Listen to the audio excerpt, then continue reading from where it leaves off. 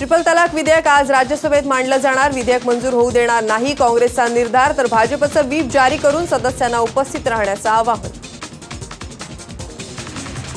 आगामी लोकसभा निवडणुकीच्या तोंडावर जनतेला खुश करण्यासाठी मोदींचा नवा प्लॅन. निवडणूक जाहीर होईपर्यंत रोज एक नवी घोषणा करण्याचा मानस. मोदी दररोज एका योजनेची किंवा उद्घाटनाची घोषणा करण्याची शक्यता.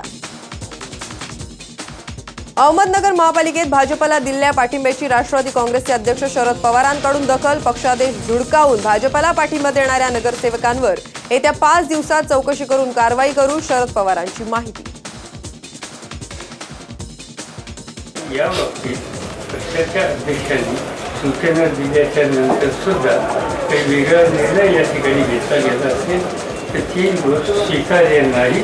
त्या संबंधीची नोंद पक्षाने गांभीर्याने घेतलेली आहे आणि त्याच्यावरची कारवाईची गांभीर्याने केली जाईल. सत्तेचा वापर कोणत्या लेवलला कोणत्या पातळीवर करावा याचा अतिरेक या देशात कधी कुणी फायदा नव्हता, तो आज या ठिकाणी फायदा मिळतो.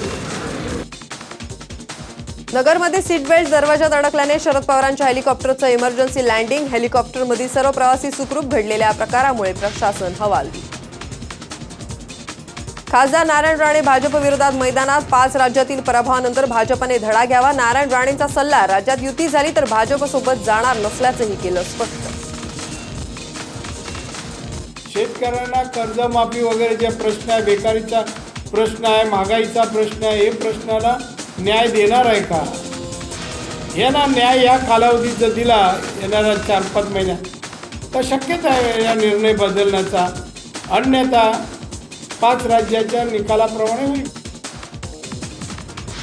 आज धुळे महानगरपालिकेच्या महापौर आणि उपमहापौरांची निवड. महापौर पदावर चंद्रकांत सोनार तर उपमहापौर पदावर कल्याणी अपळकर यांची वर्णी लागण्याची शक्यता.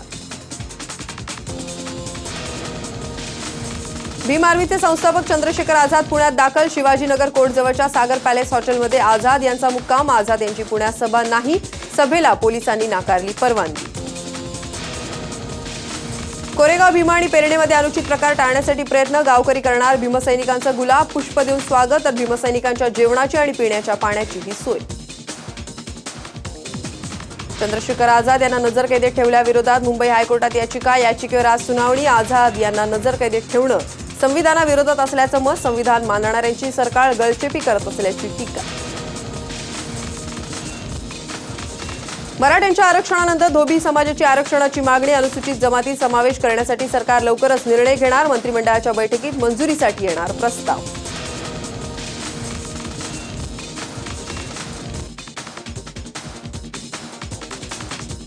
सर्वसामान्य गृहिणीने जर ठरवलं तर उद्योजक होऊ शकतात हे दाखवून दिले औरंगाबादच्या दीपाली सिंगलकर यांनी. प्रमोद महाजन कौशल्य आणि उद्योजकता विकास अभियानातून दीपाली सिंगरकर यांना यशाचा नवा मार्ग सापडलाय.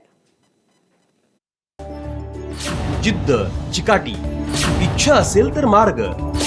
चांगल्या कामाला उशीर नसतो. औरंगाबाद मराठवाड्याची औद्योगिक राजधानी. याच औरंगाबाद मधल्या या दीपाली सिंगलकर बीकॉम पर्यंत शिक्षण झालेलं. पदवीधर असूनही साधारण गृहिणीप्रमाणेच त्या घरकाम करायच्या. आपल्या शिक्षणाचा फायदा घेत काहीतरी करावं असं त्यांना सारखं वाटायचं, पण काय करायचं ते कळत नव्हतं आणि तितका आत्मविश्वासही नव्हता. अशातच त्यांना प्रमोद महाजन कौशल्य आणि उद्योजकता विकास अभियानाची माहिती मिळाली आणि त्यांना यशाचा नवा मार्ग सापडला. पार्लर मध्ये सगळ्याच लेडीज येतात, म्हणजे मैत्रिणी पण येतात. आणि पार्लर ही अशी गोष्ट आहे की तुम्ही कमी इन्व्हेस्टमेंट करा आणि भरपूर कमवा.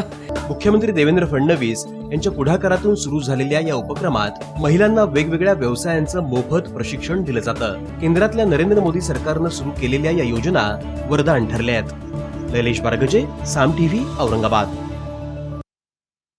आता पाहणार आहोत नववर्षाच्या संबंधीच्या टॉप 10 बातम्या. राज्यासह संपूर्ण देशात थंडीचा कडाका वाढला आणि याच बोचऱ्या थंडी शौकीनांना यंदाचा 31 साजरा करावा लागणार आहे. विदर्भासह मध्य महाराष्ट्रातील काही भागात पुढील 24 तास थंडीचा कडाका कायम राहणार असल्याचा इशारा हवामान खात्याने दिलाय. नवीन वर्षाच्या स्वागतासाठी गोव्यात पर्यटकांनी मोठी गर्दी केली. गोव्यातील किनारे पर्यटकांनी फुलून गेलेत. न्यू इयर पार्टी करण्यासाठी मोठ्या संख्येने पर्यटक गोव्यात दाखल झाले.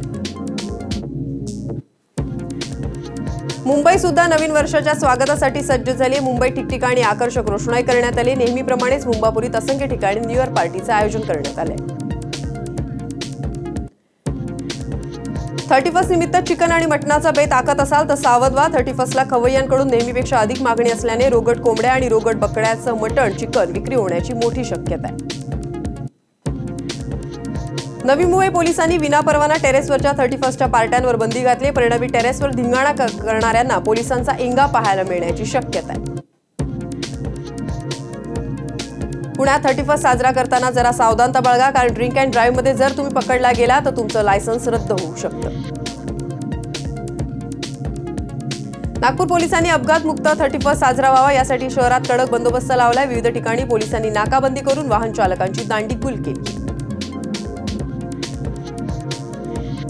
मुंबईतील सिद्धिविनायक मंदिर आज पहाटे आणि उद्या 1:30 वाजल्यापासून भाविकांसाठी खुलं राहणार आहे. सोमवारी मध्यरात्री 12:15 वाजल्यापासून दादर कबूतरखाना ते रवींद्र नाट्य मंदिर या मार्गावर मोफत बस सेवा सुरू असणार आहे. नव्या वर्षाच्या निमित्ताने आणि सरत्या वर्षाला निरोप देण्यासाठी राज्यभरातील भाविकांनी शेगावच्या संत गजानन महाराजांच्या मंदिरात गर्दी केली. हजारोंच्या संख्येने भाविक आता शेगावात दाखल झाले.